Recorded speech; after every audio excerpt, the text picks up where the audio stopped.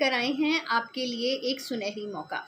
जी हाँ, अगर आप किसी भी कारण से बाहर नहीं जा सकते और आप घर पर ही बैठकर फाइनेंशियली इंडिपेंडेंट होना चाहती हैं, इनकम बढ़ाना चाहती हैं, तो अब आप वो ट्रेडिंग के ज़रिए बिल्कुल कर सकती हैं। इसके लिए आप हमारे यूट्यूब के मुनाफा चैनल पर ज़रूर विजिट करें। हमारी डिस्क्रिप्शन में उसका लिंक दिया गया है, उस पर क्लिक करके सारी जानकारी आप वहाँ से ले सकती हैं और इसका फ़ायदा भी उठा सकती हैं।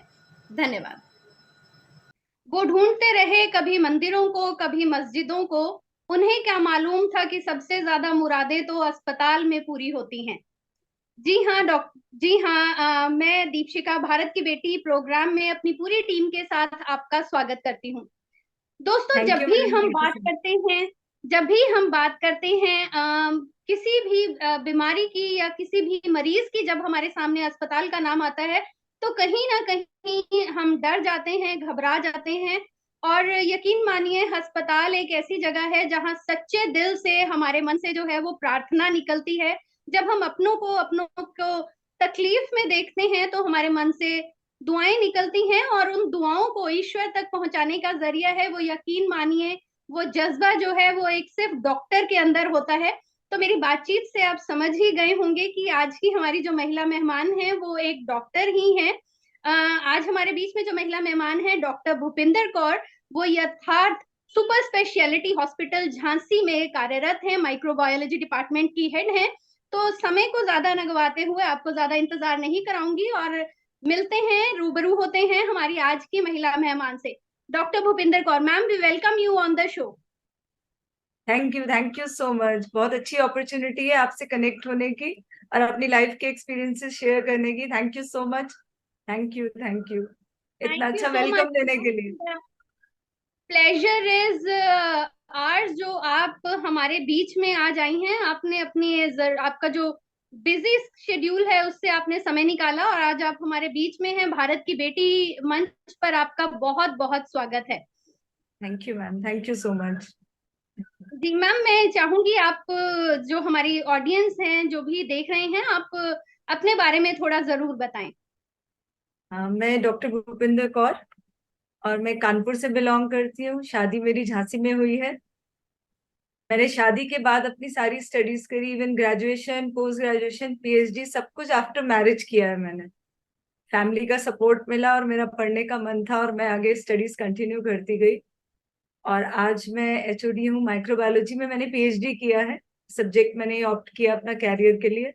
और आज मैं इसी फील्ड में ही अपनी एक्सेल कर रही हूँ और यथार्थ में एचओडी हूँ माइक्रोबायोलॉजी डिपार्टमेंट में। वहाँ हमारे पास क्लिनिशियन सारे जी सैंपल्स आते हैं, पेशेंट सैंपल्स, और हम लोग उनका कल्चर करते हैं। कल्चर मीन्स हम उसमें जी पैथोजेंस वगैरह को आइडेंटिफाई करते हैं, देन फिर क्लिनिशियन को गाइड करते हैं कि कौन सा एंटीबायोटिक हमको देना है जिससे कि वो पैथोजन किल होगा और इन्फेक्शन। मेन ये वर्क रहता है इस माइक्रोबायोलॉजी में, मतलब माइक्रोब्स की स्टडी करनी है, पैथोजेंस की, जो हमारी बॉडी में इन्फेक्शन कॉज करते हैं। और उसके लिए कौन सा जी एंटीबायोटिक सुटेबल रहेगा वो क्लिनिशियन को बताना, जिससे कि पेशेंट को स्पीडी रिलीफ मिल सके, उसकी स्पीडी रिकवरी हो सके और प्रॉपर एंटीबायोटिक, प्रॉपर ट्रीटमेंट मिल सके उसको। इस तरीके का वर्क हम जी लोग करते हैं।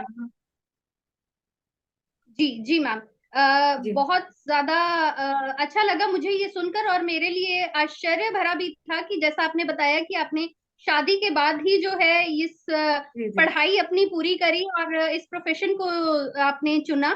तो मैम, मैं जरूर जानना चाहेंगे कि कैसे इसकी शुरुआत हुई और इसके लिए जो आपको मोटिवेशन है इस प्रोफेशन में आने की, इसके लिए आपको मोटिवेशन कहाँ से मिली। एक्चुअली बीएससी और एमएससी के बीच मेरा 8 इयर्स का गैप है। मेरे बेबीज हो गए और मुझे गैप लेना पड़ा। फिर मैंने जब स्टडीज स्टार्ट करी, एमएससी किया मैंने, तो उस समय काफी जॉब ओरिएंटेड कोर्सेज आ चुके थे। प्लेन जी एमबीएससी जैसे लाइक ओनली बॉटनी जूलॉजी में ना करके काफी सारे जॉब ओरिएंटेड, माइक्रोबायो, बायोटेक, इस तरीके के काफी कोर्सेज इंडिया में अवेलेबल थे। इवन हमारी यूनिवर्सिटी में भी उस समय अवेलेबल थे। तो तब मैंने एमएससी जी ज्वाइन करी थी।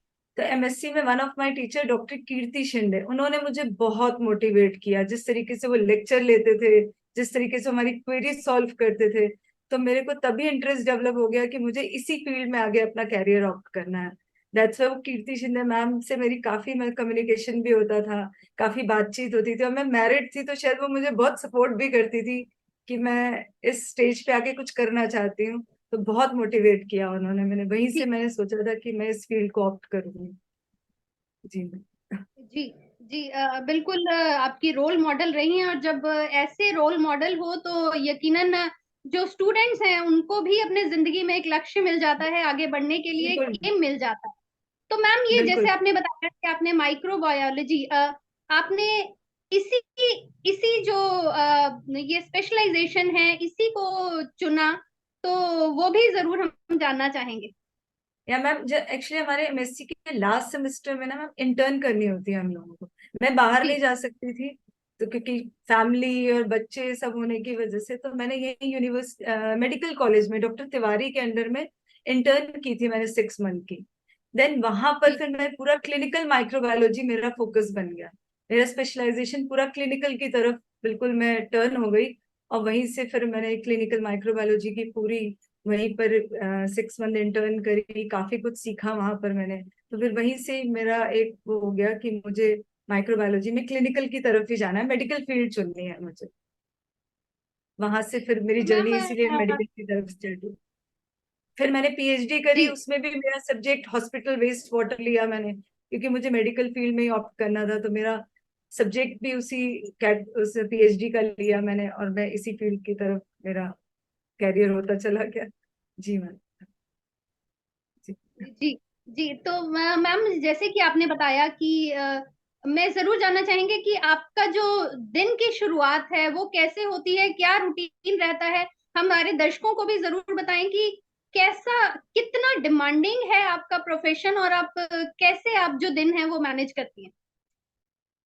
एक्चुअली डिमांडिंग तो बहुत है, क्योंकि टाइम से पहुंचना, पेशेंट्स को रिपोर्ट्स बहुत टाइमली चाहिए होती है। क्योंकि मैं 9 बजे जी पहुंचती हूँ, 10 बजे ओपीडी के पेशेंट स्टार्ट हो जाते हैं, फॉलो अप के पेशेंट्स।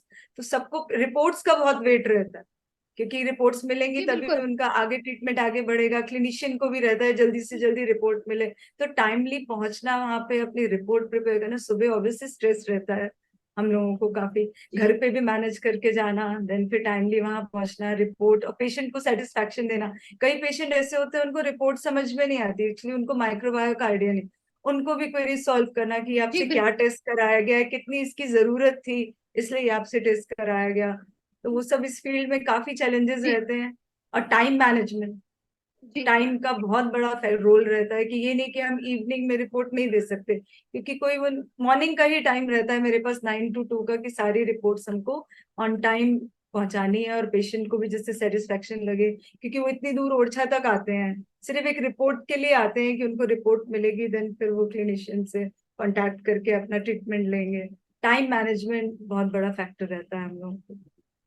बहुत बड़ा फैक्टर है। जी। तो मैम जैसे इसके साथ ही मैं ये भी आपसे पूछूंगी कि जैसे आपने बताया कि अपना आपका जो परिवार भी है, बच्चे भी हैं, आप सब संभालती है, तो आपके इसके लिए आपका परिवार भी आपका पूरा साथ देता होगा। तो क्या इसमें भी आपको कहीं कोई मुश्किलों का सामना भी करना पड़ा, या ये बस आपके जैसा आपका आपका समर्पण था उसके हिसाब से ये चीजें होती चली गई। कुछ तो चीजें होती चली गई, कुछ कॉन्फ्लिक्ट्स आए, चैलेंजेस आए। मदर इन लॉ भी है मेरी, और हम जॉइंट फैमिली में भी रहते हैं। काफी चीजें ऐसी आई जो मुझे फेस करनी पड़ी, बट अकॉर्डिंग टू टाइम जब उनको समझ में आया कि मैं एक अच्छा काम कर रही हूँ, और जब आप फाइनेंशियल सपोर्ट घर को करते हो, तो आई थिंक वो बहुत मैटर करता है, कि आप करते हैं फाइनेंशियली जी भी उनको बिल्कुल। सपोर्ट कर रहे हो, तो उनको ये लगता है कि ये काम, कि आप अपने हस्बैंड को भी फाइनेंशियली सपोर्ट कर रहे हो, उनकी ग्रोथ के लिए काम कर रहे हो, अपनी ग्रोथ और इवन फैमिली की ग्रोथ के लिए।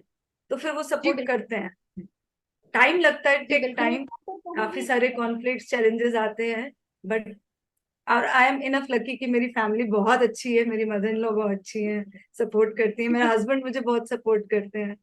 जी जी मैम। बिल्कुल। और मैं तो बिल्कुल मैम ये भी जोड़ना चाहूंगी कि आपकी अपनी जो ग्रोथ है, फैमिली की ग्रोथ है, उसके साथ साथ जो हमारे देश की और समाज की और देश की ग्रोथ है उसमें भी आपका बहुत बड़ा हाथ है। क्योंकि जिस तरह से हम अभी कोविड के बाद वाला समय या कोविड के दौरान बिल्कुल हमने मैम। देखा है, तो डॉक्टर्स ने जिस तरह फ्रंट पर आकर डॉक्टर्स ने उन चीजों को बिल्कुल मैम। फेस किया है, हम तक तो उसका असर बहुत बाद तक आया है, लेकिन आप लोग थे जिन्होंने सबसे पहले उन चीजों को फेस किया। तो वो समय कैसा रहा, कितना चैलेंजिंग था वो समय, वो भी हम जानना चाहेंगे। मैम उस समय एक्चुअली मैं लैब में जब मैं होती थी, तो मेरी मदर इन लॉ ने उस समय मुझे काफी ऑब्जेक्शन हमारा हुआ कि थोड़ा कि क्यों इस लैब में जी जाना है। जी। एक ऑब्वियस है, ये एक नेचुरल सा था क्योंकि इतना पेंडेमिक बिल्कुल। फैला हुआ है तो फैमिली भी खतरे में आ सकती है। तो जी बिल्कुल। बहुत ज्यादा मैं वर्क नहीं कर पाई, मैं ट्रू बोलूंगी, क्योंकि फैमिली को देखते हुए मेरे पे रिस्ट्रिक्शंस थे। किया मैंने काम, मतलब उतना फ्रंट पे आके नहीं कर पाई मैं, क्योंकि जी फैमिली मेरी फिर प्रायोरिटी बनी कि मेरी मदर इन लॉ है। मेरे फादर इन लॉ उस समय काफी क्रिटिकल कंडीशन में थे, जी न्यूरोलॉजिकल प्रॉब्लम झेल रहे थे। जी। तो वो सब देखते हुए घर में तो बिल्कुल। फिर मैं उतना फ्रंट पे नहीं आ पाई कोविड-19 के टाइम जी पे। जी मैम। बिल्कुल जी मैम। सबसे पहले अगर हमारा परिवार है तो चैरिटी बिगिंस एट होम। घर जी पे भी अगर हमारे जी बुजुर्ग हैं, बच्चे हैं, तो ये जी भी मैम। हमारी उतनी ही एक डॉक्टर होने के नाते भी और एक नागरिक होने के नाते ये भी हमारी उतनी ही जिम्मेवारी बन जाती है कि हम सबसे जी पहले उनका भी ध्यान करें।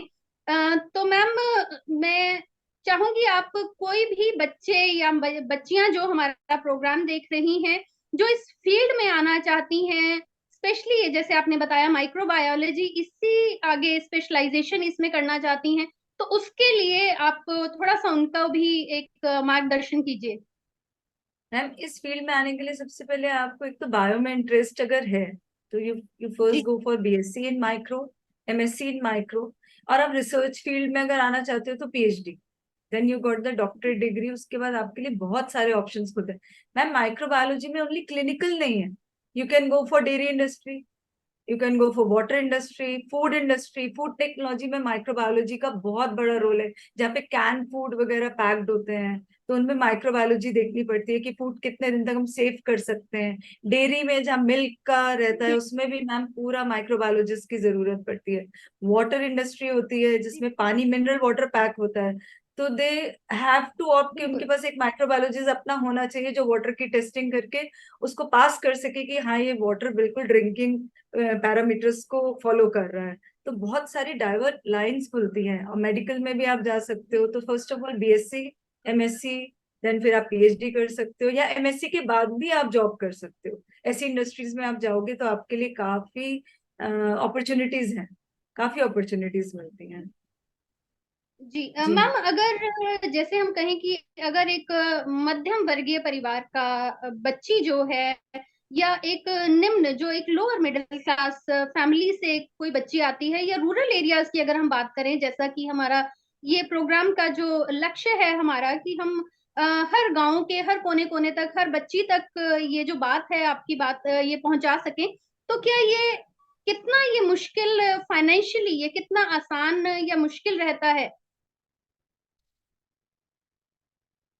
ओरिएंटेड इनका स्कोप बिग सिटीज में तो रहना होता ही है। आपको विलेजेस से सिटीज की तरफ तो आना ही पड़ेगा।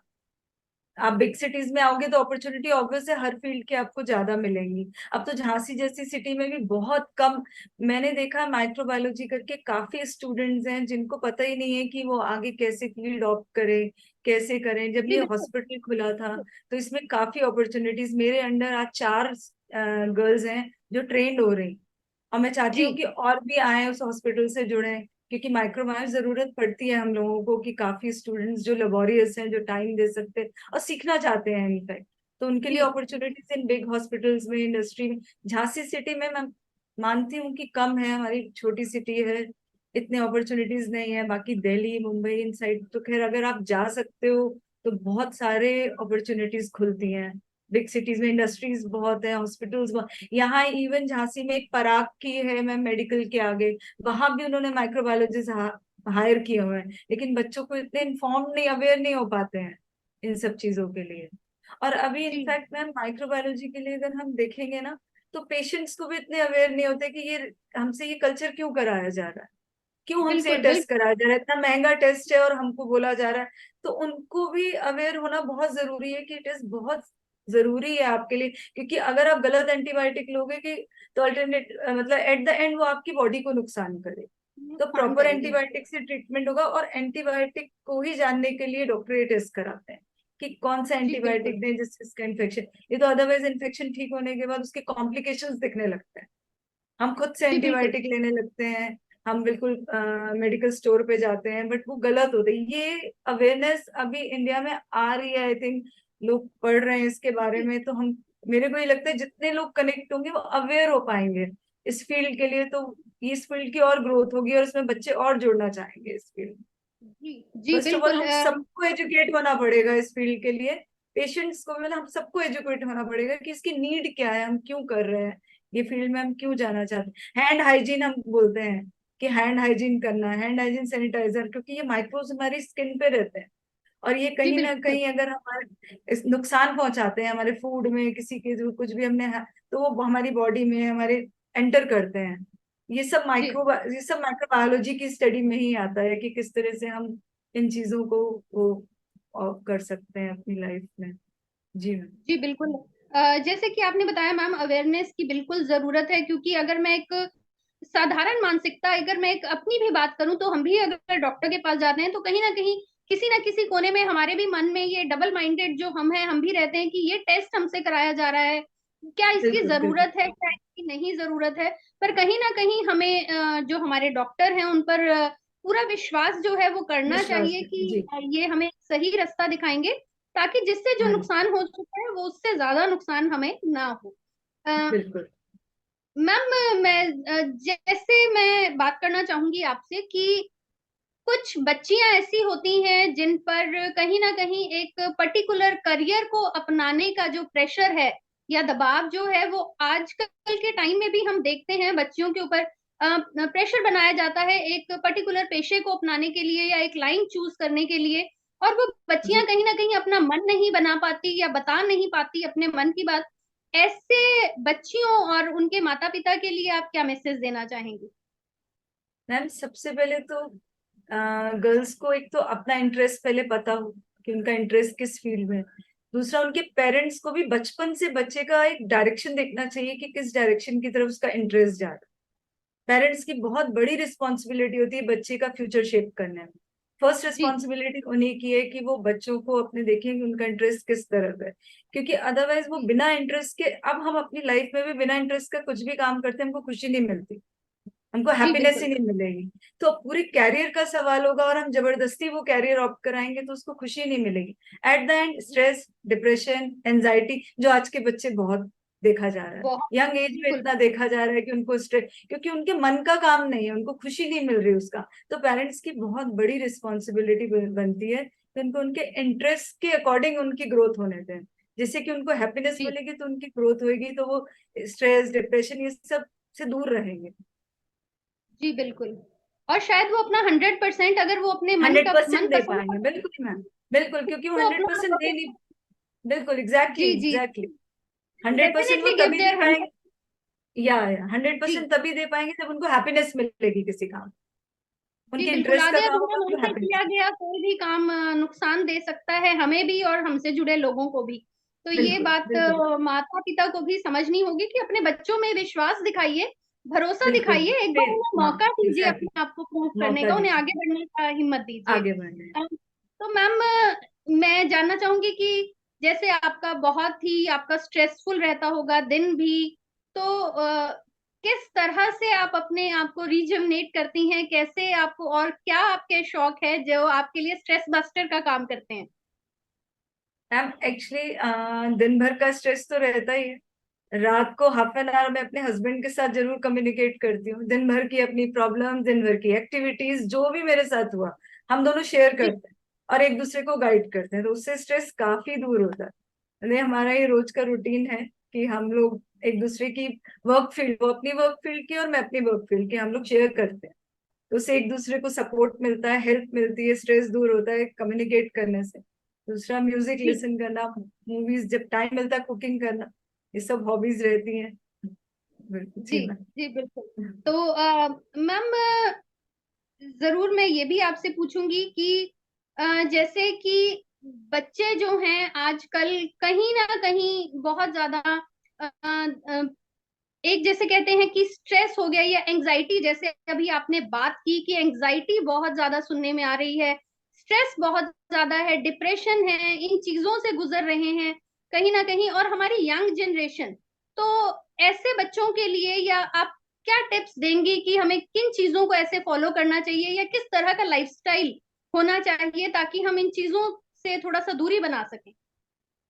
मैम आजकल बच्चों को इतना कुछ उनके बिल्कुल आंखों के आगे है, और उनको अपनी एज से अकॉर्डिंग, एज से मतलब पहले उतनी नॉलेज मिल जाती है जितनी उस एज के लिए नीड नहीं, आई जी थिंक, क्योंकि जी फेसबुक है, गूगल है, इतना कुछ है, बच्चों को इतना कुछ अट्रैक्ट करता है जो कि अभी उनकी एज नहीं होती, वो समझ नहीं पाते उनके लिए ठीक है कि नहीं है, कि उनके लिए ये चीज गलत, कि ये चीज इस एज के लिए गलत है, उनको सही गलत अपना समझ नहीं आता इतना तो। जी बच्चों को एटलीस्ट, पेरेंट्स को तो खैर वॉच करना चाहिए कि वो दिन भर में क्या एक्टिविटी कर रहे हैं, क्या कर रहे हैं, उन पे वॉच करना कि वो एक सही डायरेक्शन में जाएं। मोबाइल सबके हाथ में है मैम, क्योंकि वो बिल्कुल मोबाइल में तो इतना कुछ आप करते हो, इतना देखते हो, आप उसका सही यूज भी कर सकते हो, दोनों एस्पेक्ट है, आप उसमें पढ़ाई जी भी कर सकते हो लेकिन आप उसमें दूसरी चीजें भी हैं।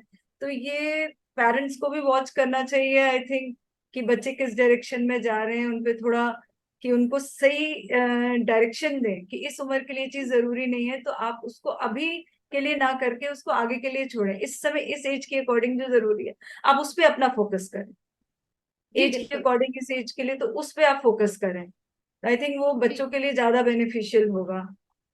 और जी बच्चे जी आजकल बिल्कुल के आपने स्ट्रेस एंजाइटी, क्योंकि मैम कंपटीशन बहुत ज्यादा है, बहुत बिल्कुल कंपटीशन है, इतना ज्यादा हर फील्ड में, इतने इतने लाखों बच्चे कंपटीशन में बैठते हैं कि बच्चों जी को स्ट्रेस रहता है, एंजाइटी होती है, बट हमको उस स्ट्रेस के साथ जीना है, अपना एक्सेल करना है, जी 100% बिल्कुल देना है, और स्ट्रेस के साथ आगे बढ़ना है।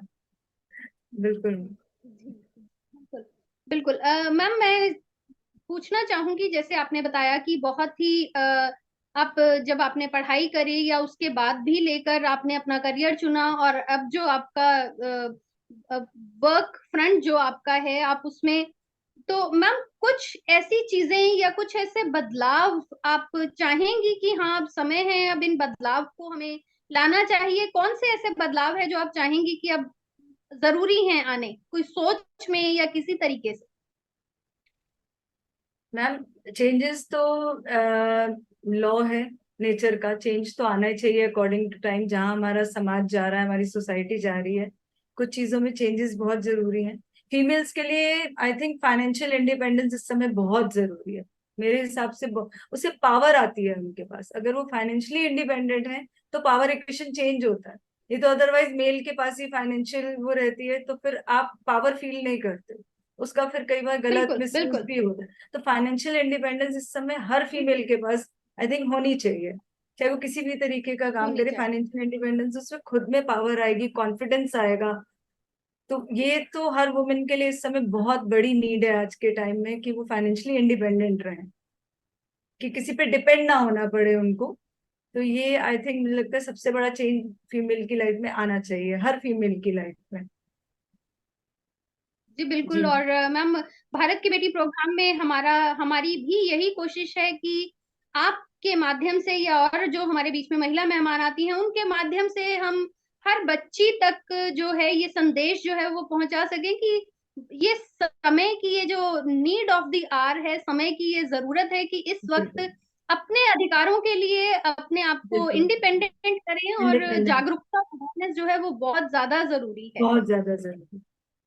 मैम जी आपने अपना कीमती समय निकाला, आप हमारे बीच में आई। चलते चलते मैं जरूर चाहूंगी कि आप जो भी बच्चियां महिलाएं हमारे प्रोग्राम को देख रही हैं, आपको सुन रही हैं, देख रही हैं, उनके लिए कोई मैसेज दें। बिल्कुल मैम, मैं सबसे पहले मैं आप लोग का भी थैंक यू बोलूंगी, मैं इस प्लेटफॉर्म से जुड़ी, अपने एक्सपीरियंसेस मैंने शेयर किए, अपने व्यूज शेयर किए। और मैं सबको यही कहना चाहूंगी कि ऑलवेज गिव योर बेस्ट, जिस भी फील्ड में है आप, कोई फील्ड छोटी बड़ी नहीं है। अगर आप हाउसवाइफ भी है then try to give your best, आप अच्छा कर रहे हो, डोंट वरी कि आप कुछ भी कर रहे हो, तो कोई भी काम छोटा बड़ा नहीं है, always try to give your best, अपना 100% दीजिए, और अपने इंटरेस्ट का काम करिए, आपको ऑब्वियसली खुशी मिलेगी। और साथ साथ आप जी किस तरीके से अपना फाइनेंशियली इंडिपेंडेंट होकर अपनी फैमिली की हेल्प कर सकती हैं, उस पे भी आपको ध्यान देना है, कि अगर आप हाउस वाइफ भी हैं तो आप कुछ भी कुकिंग का, कुछ भी इस तरीके से भी करके आप अपने लिए ही फाइनेंशियली इंडिपेंडेंट हो सकती हैं। तो मुझे जी बिल्कुल यही है कि अपना अच्छे से अपनी स्ट्रेंथ को पहचाने सब लोग, कि आपकी स्ट्रेंथ किस तरफ है, और उसी स्ट्रेंथ की तरफ अपना 100% देके अपनी लाइफ और अपनी फैमिली की लाइफ को बेटर करें।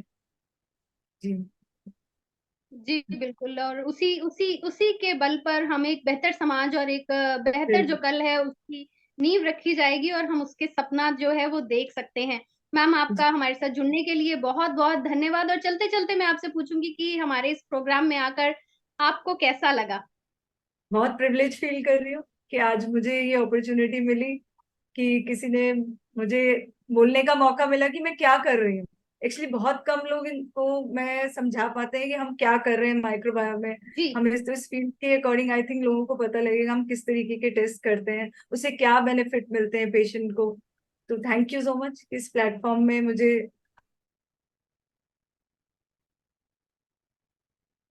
Thank you so much.